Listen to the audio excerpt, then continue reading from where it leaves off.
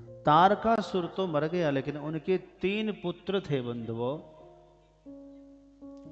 तारकाक्ष, कमलाक्ष और विद्युन्माली। 3 पुत्र थे, तारकाक्ष, कमलाक्ष और विद्युन्माली, जिनकी आंखें तारा की तरह चमकती थी। उसका नाम था तारकाक्ष। तारकाक्ष, तारक। जिनकी आंखें कमल की तरह सुंदर थी, उसका नाम पड़ा कमलाक्ष। और जिसकी माला विद्युत की तरह चमकती थी, बिजली की तरह, उसका नाम था विद्युन्माली। तीनों भाई, तीनों ने तपस्या की, खूब तपस्या किया, और तपस्या करके ब्रह्मा जी को प्रसन्न किया। जब ब्रह्मा जी प्रसन्न हुए, कहा कि मांगो बच्चा, क्या वरदान मांगते हो। तो तीनों भाइयों ने हाथ जोड़कर कहा, ब्रह्मा जी आप हमें जो है अमर कर दीजिए। ब्रह्मा जी ने कहा कि भाई अमर तो कोई नहीं है दुनिया में, अमर तो स्वयं ब्रह्मा जी भी नहीं है, तो अमर कैसे करो, कुछ और वरदान मांग लो।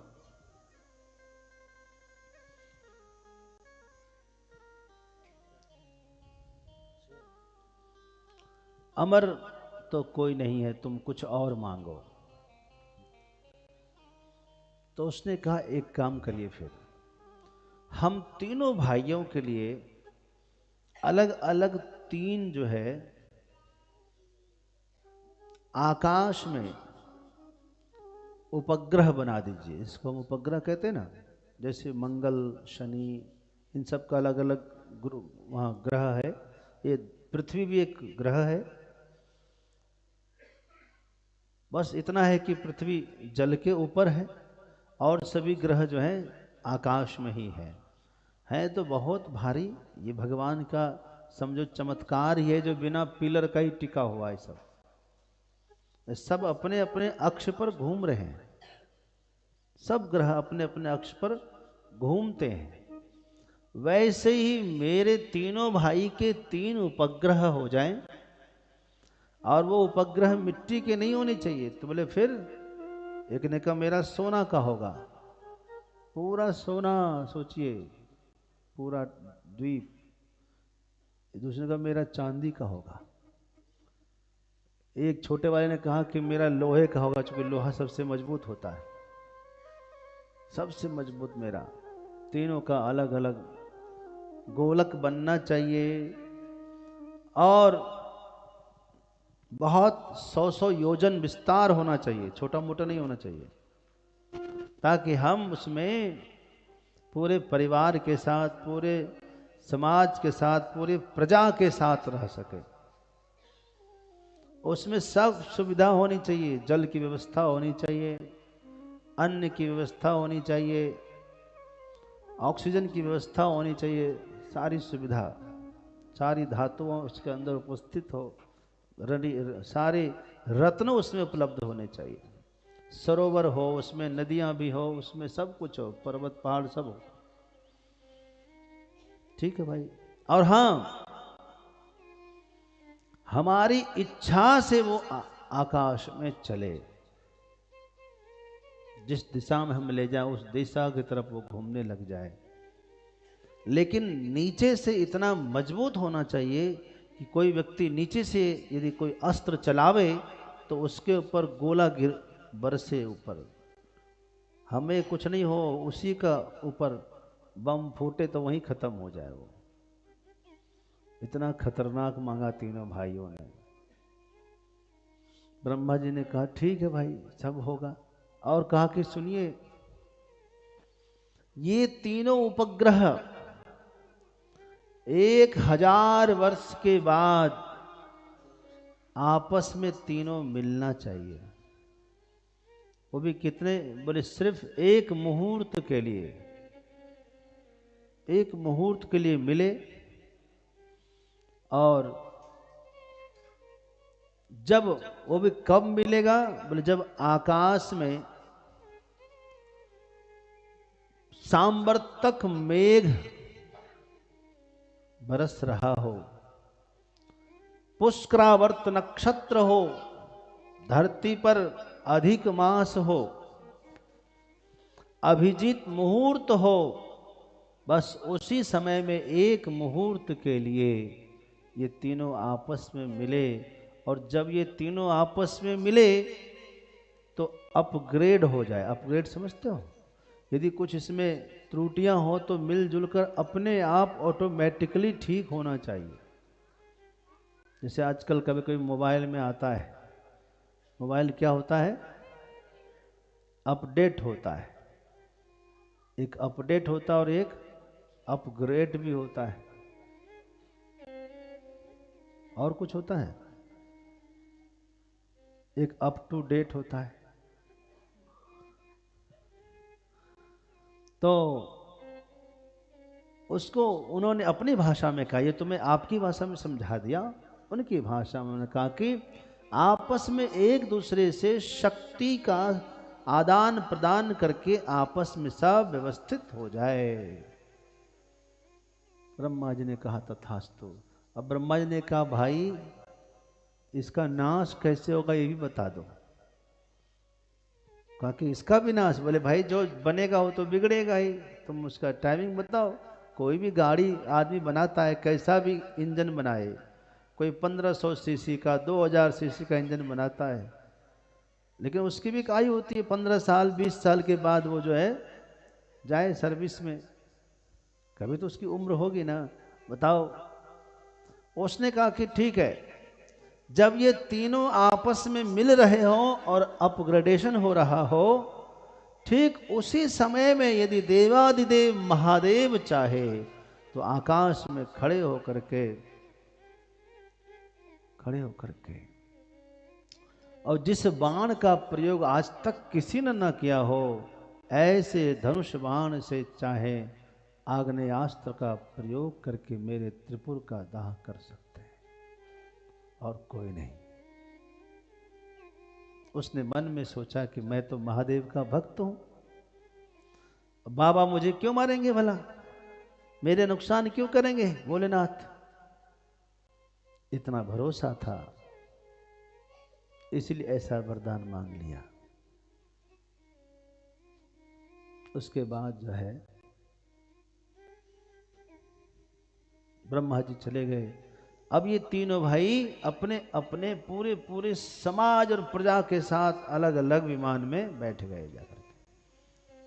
अब इनकी दुश्मनी किससे है? देवताओं से, सज्जनों से।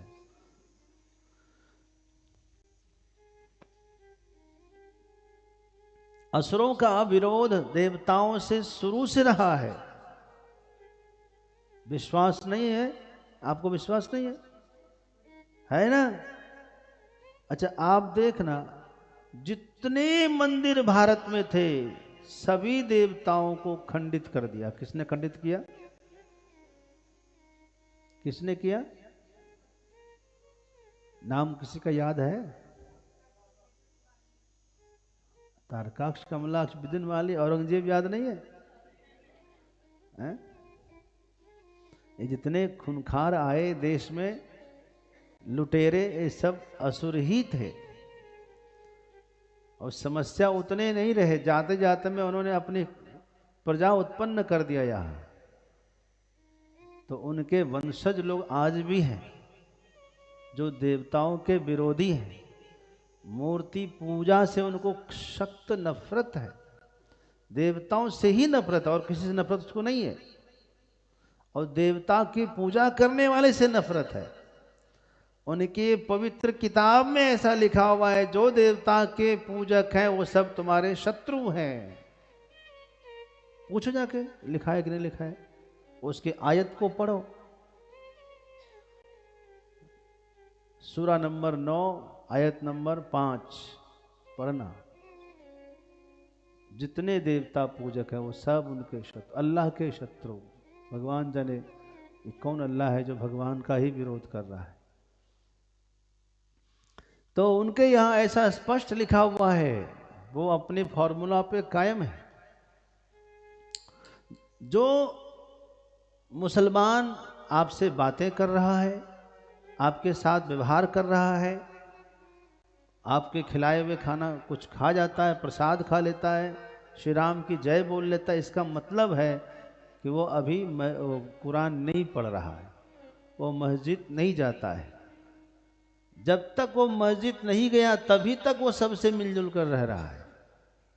जिस दिन वो जाना शुरू कर देगा, उसके 10वें दिन 20वें दिन देखना उसका व्यवहार बदल जाएगा। जय नहीं बोलेगा, आपका प्रसाद नहीं खाएगा। वही भैया वहाँ वही शिक्षा दी जाती है। कुरान जब तक नहीं पढ़ेगा तब तक वो कट्टर नहीं होगा, कुरान पढ़ते ही आदमी कट्टर हो जाता है। उसके यहाँ लिखा हुआ है। तो असुरों का स्वभाव रहा है, जब जब वो सत्ता में आए तो विरोध हमेशा देवताओं का किया है। भारत के पुराने से पुराने मंदिर में चले जाओ, उसकी मूर्ति आपको खंडित दिखेगी, और मूर्ति की पूजा करने वाले की भी उसने हत्या की। आप जाते वहां अजमेर शरीफ जाते हैं, कौन कौन गए आप लोग? हाथ उठाओ। अजमेर शरीफ गए, चादर चढ़ाया, हाथ नीचे कर लो।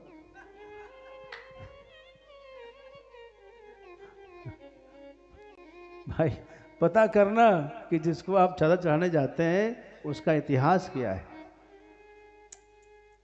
1.25 मन जनेऊ नाप करके उसने हत्या किया है, समझ रहे हो?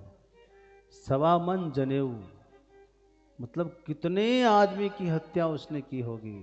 और जनेऊ पहनने वाले कौन होते हैं? सब भगवान के पूजक होते हैं। धर्म की पूजा, धर्म की स्थापना, इन्हीं पर तो धर्म टिका हुआ है। जो जो मूर्ति पूजा करने वाले हैं, धर्म के संवाहक हैं, ब्राह्मण हैं, इनकी हत्या उसने की है। और जा करके आप पता ही नहीं।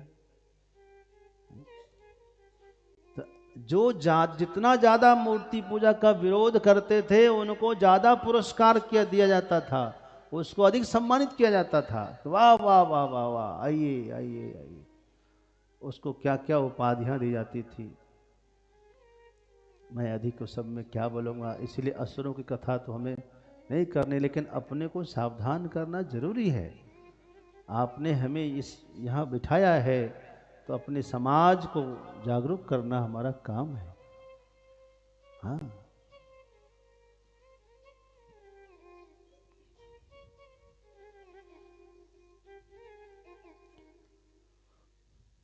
लोग जाते हैं आगरा में ताजमहल देखना है। अरे भैया, ताजमहल कलाकारी अच्छी लग रही है, आपके साउथ में जाओ देखो तो रामेश्वरम की क्या कलाकारी है? मीनाक्षी मंदिर के क्या कलाकारी है। एक पर एक मैं कितना नाम लो, उधर तो बहुत अच्छे अच्छे बड़े बड़े। कोणार्क मंदिर जाओ, क्या कलाकारी है देखो तो सही। महाराष्ट्र में एक कौन सा कैलाश मंदिर, कौन सा मंदिर है, घुश्मेश्वर के बाद पास में है, एक ही पहाड़ को काट के बनाया है, 150 बरस में जाकर के वो बना है। पीढ़ियां गुजर गई बनाने में। उस आश्चर्य इन राक्षसों ने उसकी मूर्तियों को भी खंडित कर दिया है। 64 योगिनी का मंदिर है मध्य प्रदेश में, देखो कश्मीर के मंदिर को जाकर देखो। तो ये सब वही है, उन्हीं की परंपरा, उन असुरों की ही परंपरा। जब जब असुर बढ़े हैं तब तब धर्म का विरोध हुआ है और तब तब देवताओं को सताया गया है। उनका विरोध मानवों से नहीं है, उनका विरोध देवताओं से है। आइए, तो जब ये तीनों भाई तारकाक्ष, कमलाक्ष और विद्युन्माली सत्ता में आए और सब अपने अपने उपग्रह पर चढ़ गए, तो वहीं से इस स्वर्ग पर प्रहार करने लगा। स्वर्ग को नष्ट भ्रष्ट कर दिया, स्वर्ग को समाप्त कर दिया। देवता लोग यत्र तत्र जाकर छुप गए। देवता लोग प्रहार करे तो उसके विमान में कुछ नहीं होता था, क्योंकि उसने ऐसा कवच बनवाया था। उल्टे वहां से विस्फोट होता था, देवताओं के ऊपर पड़ता, भागे बेचारे। और वो जहां मर्जी वहां जाकर के अपना ऊपर से अस्त्र फेंके। तो इस तरह से सब तरफ से उसने उत्पात कर दिया, लोगों को रहना दूभर कर दिया। आखिर में मेरे महादेव के पास सब देवता लोग आए। सब देवताओं के पिता महादेव ही तो है, जगत पिता है। बाबा मेरे महादेव रक्षा करिए नाथ, रक्षा करिए नाथ, रक्षा करिए। तब महादेव ने कहा क्या करना है, इन सबको मार दीजिए, ये असुर हैं। लेकिन महादेव की बड़ी समस्या ये थी कि ये लोग भी रोज रुद्राभिषेक करते थे। इन तीनों ने अपने अपने नगर में शिव जी का मंदिर बनाया हुआ था और नित्य शिवालय जाना, पूजा करना, अभिषेक करना। अब बताओ उसको शिव जी कैसे मारेंगे भाई? मारेंगे कभी? शिव जी ने कहा भाई मैं ये काम नहीं कर सकता, तुम लोग करो। ये तो कैसी बात कर, वो हमारी पूजा करे हम उसको मारें? आप देखो अपना। भगवान विष्णु ने, सबने प्रयत्न किया लेकिन कोई भी प्रयत्न सफल नहीं हुआ। उसकी रक्षा कवच बहुत जबरदस्त था। दोबारा भगवान विष्णु को आगे करके ब्रह्मा जी और इंद्रादि सभी देवता महादेव के पास आए। बाबा कुछ तो उपाय होगा, कुछ इनके अंत का कोई उपाय बताओ। महादेव ने कहा एक उपाय है, ये लोग पाप तो कर ही रहे हैं, यदि ये लोग पुण्य करना बंद कर दे, अभिषेक करना, पूजा करना, धर्म कर्म बंद कर दे, तो पाप तो कर ही रहे हैं। यदि ये हमारा द्वेष करने लग जाए, हमारी निंदा करने लग जाए, तब हम कल्याण कर सकते हैं।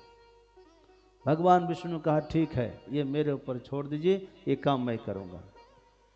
भगवान विष्णु गए और दो चार अपने ही देवताओं को साधु का भेष बनवाया। साधु बनना आसान है और साधु होना, बनने में और होने में अंतर है कि नहीं? बहुत अंतर, जीवन निकल जाएगा। और भेज दिया उन टापुओं पे, जाओ वाम पंथ का प्रचार करो। ये जो वामपंथी बीज है आज से नहीं है, बहुत दिनों से है। आज भी हमारे देश में वामपंथी विचारधारा वाले लोग हैं जो अपने को सेक्युलर कहते हैं। क्या कहते हैं? धर्मनिरपेक्ष कहते हैं अपने को। धर्मनिरपेक्ष कभी हो ही नहीं सकता। पंथ निरपेक्ष हो सकता है, धर्मनिरपेक्ष कैसे हो सकता है? हो सकता है? नहीं हो सकता। लेकिन ऐसा वो लोग कहते हैं। अब देखो, उन सभी संतों ने जाकर लोगों को शिक्षा दिया कि अरे भाइयों, तुम लोग प्रार्थना करोगे, पूजा करोगे तो ईश्वर से मांगनी होगी, मांगने के बाद देंगे। प्रार्थना का मतलब मांगना। लेकिन यदि कर्म करोगे तो ईश्वर को देना होगा। तो अच्छा क्या है?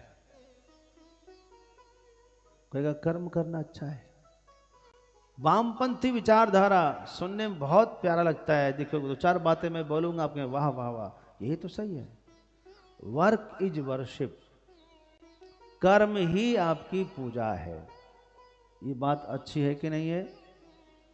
तो पूजा पाठ छोड़ दे, कर्म तो सभी कर रहे हैं, कर्म ही पूजा हो गई सबकी। ये कौन कहते हैं? ये ज्ञान हमारा नहीं, ये वामपंथी विचारधारा है। जब कोई कहे ना कि कर्म ही पूजा है, समझ लेना ये किनका विचार है? वामपंथियों का विचार है। हाँ, कर्म ही पूजा है। छोड़ो, क्या पूजा करना, क्या पाठ करना, क्या भक्ति करना, क्या मांगना। जो कर्म करते हो उसी में सब तुम्हारा निहित है।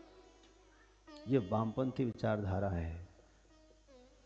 फिर भी जो सनातनी कट्टर थे वो लोग उनसे नहीं जुड़े।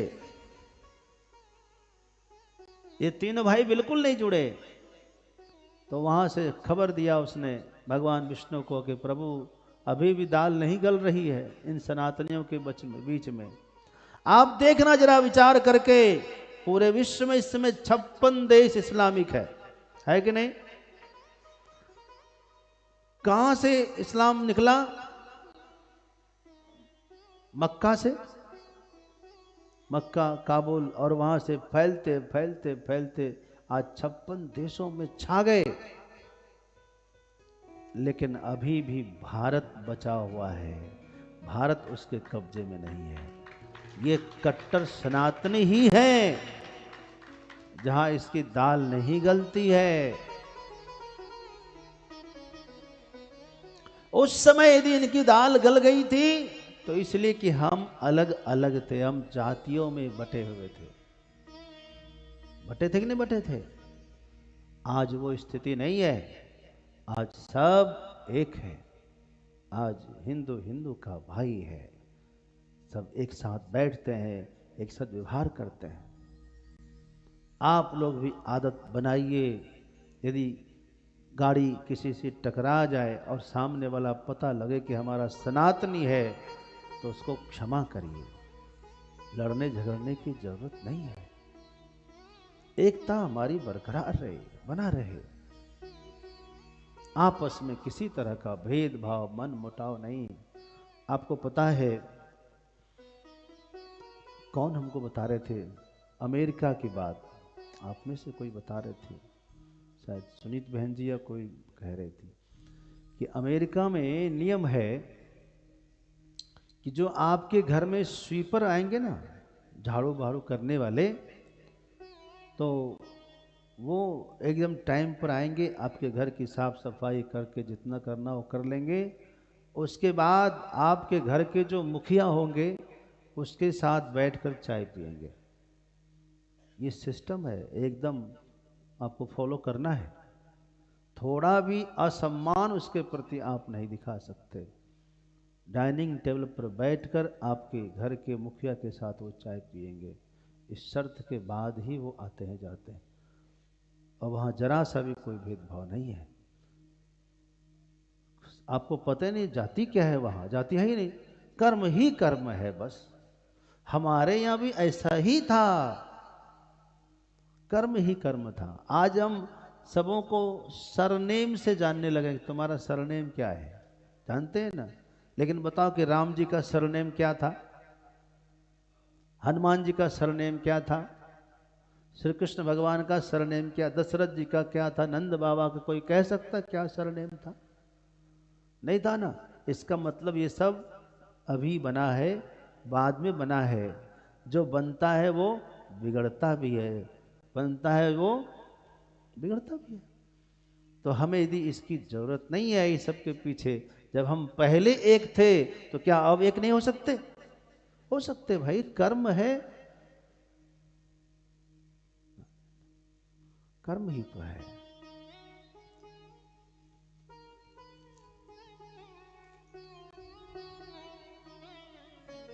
तो कर्म पर अपना ध्यान दें। पहले हम अनेक थे, इसीलिए वो लोग जो है हम पर शासन कर लिए।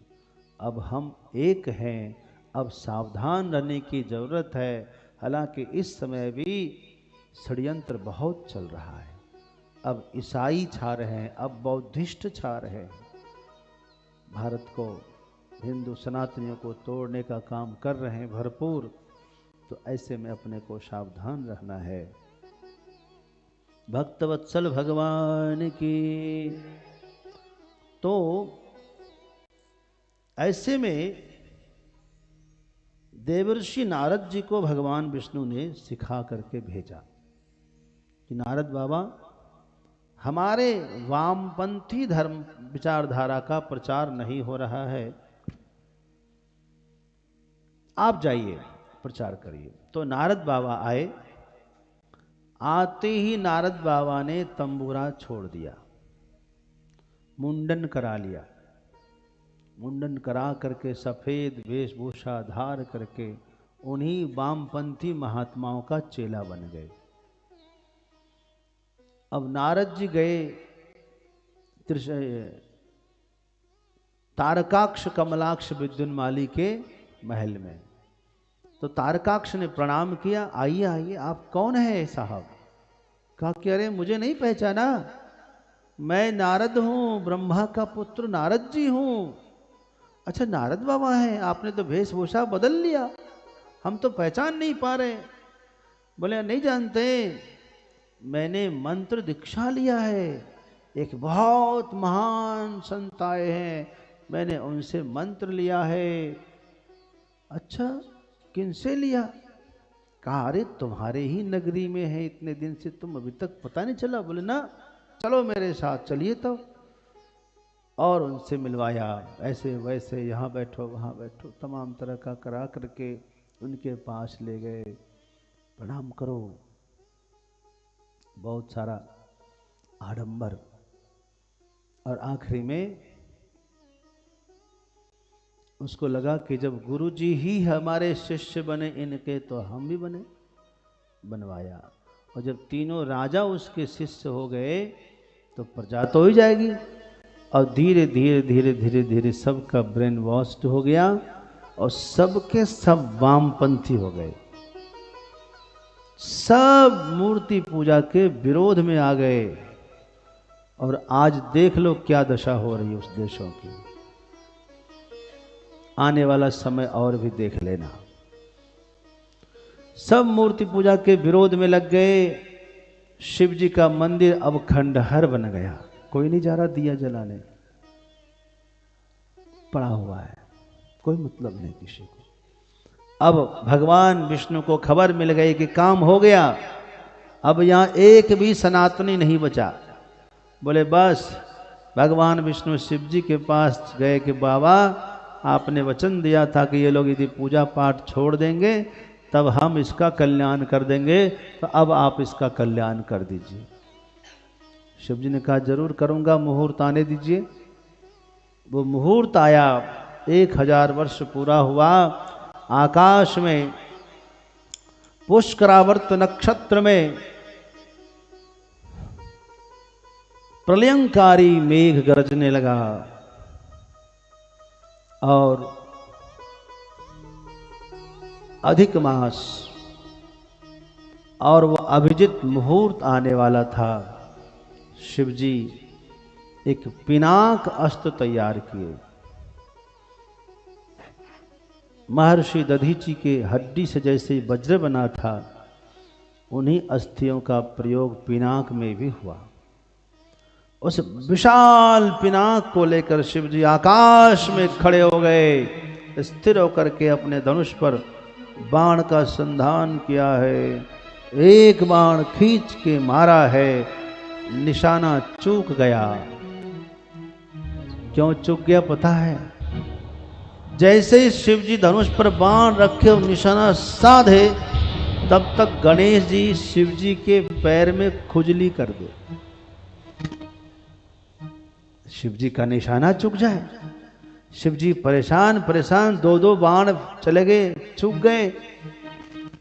अब थोड़ा सा समय बचा है, कहीं ये भी चला गया तो फिर 1000 वर्ष तक इंतजार करना पड़ेगा। इसलिए शिव जी ने चिंतित हुए, तुरंत आकाशवाणी हुई, महादेव आपके पुत्र गणेश विघ्न उत्पन्न कर रहे हैं, क्योंकि गणेश की पूजा नहीं हुई है। शिव जी ने तुरंत कहा, भवानी पार्वती अपने पुत्र गणेश को संभालो, ये विघ्न कर रहे हैं। माता पार्वती समझ गई बेटा की पूजा नहीं किया है, और खुद ही कहा था सब पहले इनकी पूजा करेंगे। तुरंत माता पार्वती ने गणेश को बुलाया, बोले हेरंब, हाँ अम्ब, इधर आओ इधर आओ। आ गई। तुरंत एक लड्डू दिया, हाथ में खाओ। गणेश जी खाने में व्यस्त हुई, थोड़ा सा कुमकुम लिया, तिलक कर दिया, हो गई पूजा। गणेश जी खुश। महादेव ने बाण चढ़ाया और धनुष लगाया, बाण एक ही बाण में तीनों एक ही सीधे में थे, तीनों नगर धू धू करके आग लगला, विस्फोट हो करके धीरे धीरे जलता जलता जलता सब राख हो गया। जैसे ही तीनों पुरों का दाह हुआ, त्रिपुर का विनाश हुआ, महादेव का एक नाम पड़ गया त्रिपुरारी। बोलो त्रिपुरारी भगवान की जय हो।